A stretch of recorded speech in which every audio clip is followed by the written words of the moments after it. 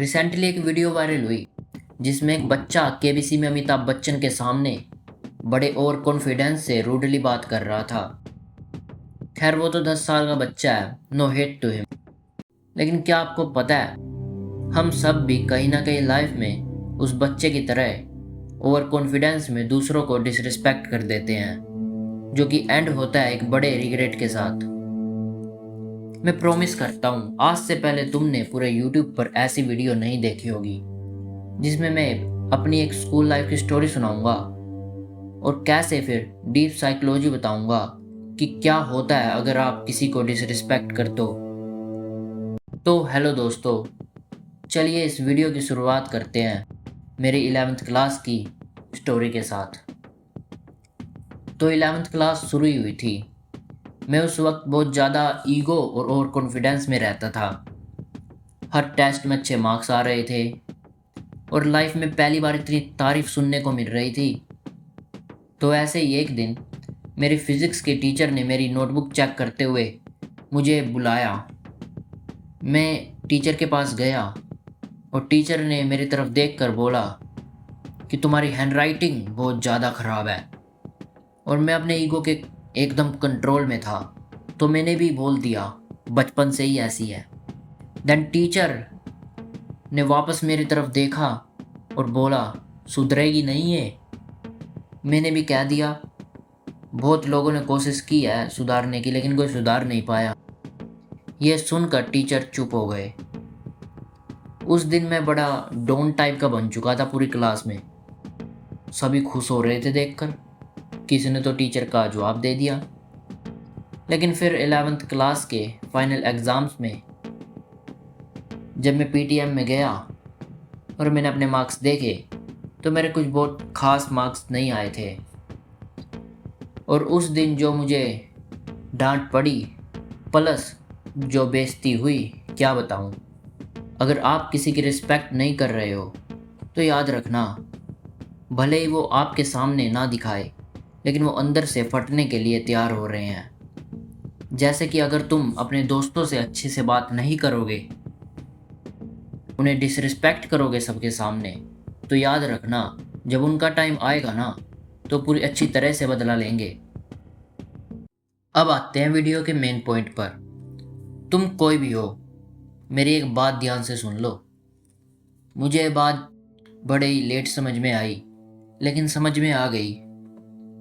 तुम सभी को डिसरिस्पेक्ट कर कर कभी लाइफ में आगे नहीं बढ़ पाओगे, क्योंकि तुम्हें अच्छे रिलेशंस की ज़रूरत पड़ेगी ही पड़ेगी।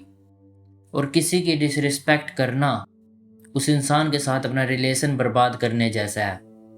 अगर तुमने एक बार अपनी जुबान से तीर चला दिया तो वो इंसान जीवन भर भुलाने वाला नहीं है इस बात को। इसलिए अपनी जुबान पर कंट्रोल रखो। अगर इज्जत चाहते हो तो पहले इज्जत देना सीखो।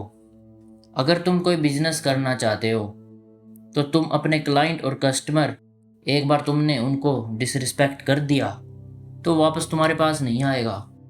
हाँ, ओवर कॉन्फिडेंस में कह तो दोगे कि भाड़ में जाए, एक के जाने से क्या होगा और कोई आ जाएगा। लेकिन मेरे दोस्त, बिजनेस में बूंद बूंद से ही सागर बनाया जाता है। अगर तुम एक जॉब पर्सन हो या बनना चाह रहे हो तो तुम अपने बॉस को तो डिसरिस्पेक्ट कर ही नहीं सकते, पर साथ ही साथ तुम्हें अपने कलीग्स को भी डिसरिस्पेक्ट नहीं करना चाहिए, क्योंकि वो तुम्हारे कभी ना कभी काम आ सकते हैं। ज़्यादातर जो टॉप 1% में लोग होते हैं ना, वो डाउन टू अर्थ टाइप के लोग होते हैं, क्योंकि वो सबके साथ अच्छे रिलेशन बनाकर चलते हैं। हाँ, मैं ये नहीं कह रहा हूँ अब कि हर इंसान के साथ अच्छा रिलेशन बनाना ही बनाना है। इस दुनिया में कई इंसान आपको ऐसे मिलेंगे जिनसे तुम दूर ही सही हो, ना तो वो तुम्हारे किसी काम के है और तुम उनकी कंपनी में और ज़्यादा बिगड़ भी सकते हो। तुम्हें बाउंड्रीज बना के रखनी होगी। मैंने अपनी एक पिछली वीडियो में इसका जिक्र किया भी था।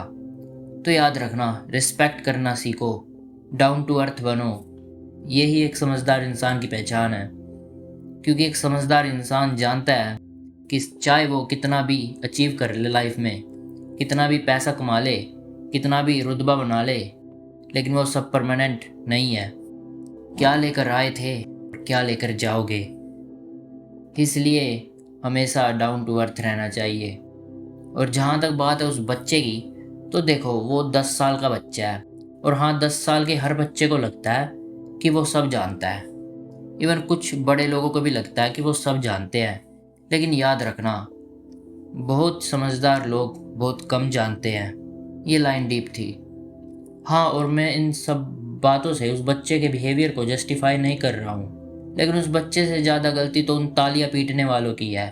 अब अगर कोई बच्चा कुछ करेगा और सामने से तारीफ मिलेगी तो जाहिर सी बात है बच्चा फिर वैसा ही करेगा। इसे ही कहते हैं विनर्स इफेक्ट। अगर एक वीडियो विनर्स इफेक्ट पर भी चाहते हो तो कमेंट करो, और कैसी वीडियोस बनानी चाहिए मुझे कमेंट करो, और ये वीडियो कैसी लगी ये भी कमेंट करो। अगर वीडियो अच्छी लगी हो तो इस चैनल को सब्सक्राइब भी कर दो और इस वीडियो को शेयर भी कर दो। हमेशा की तरह, if you like the video then like and don't forget to subscribe for more videos like this. और हाँ, आउटरो ज़रूर देख कर जाना।